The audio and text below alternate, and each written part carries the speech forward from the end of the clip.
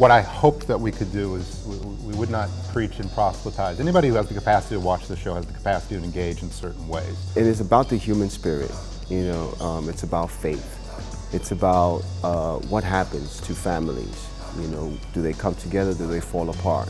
Some of the things people talk about, they're interested, like, oh, it's really kind of interesting you didn't use any makeup. And I say, well, it's not true. We use the appropriate amount for each character. Throughout these 11 episodes, it's really like an investigation on how we interact with each other as human beings when tragedy arises. What I remember in the pilot is that scene on the side of the road, me going, "You're doing it in one take?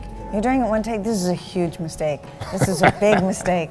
You should like get a cut of the grass or a cut of the sky, because when I suck, you're gonna want to cut away to something." Hector he's complicated. He's emotional. He's a father. He's a son. He's everything that everybody else is. He's just put in a messed up situation, and he deals with it the best he can, but he's no different from the rest of the world.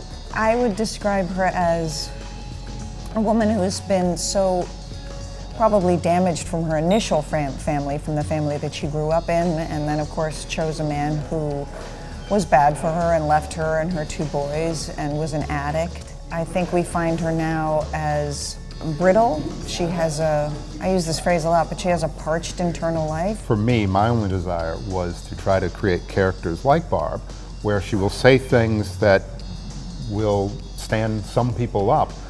But there are also elements when she's talking about, you don't know what it was like for me raising my two boys in public housing. She's not a woman who just grew up in the suburbs and never met a person of color. It was beautiful that we didn't come from the cop's perspective, where it was like chasing the bad guy. It was really discovering on how this affects one person, but it affects our society as a whole. And I have a lot of friends that I come from the community with that really like appreciated John creating this story and telling the truth of it, which hasn't been told before.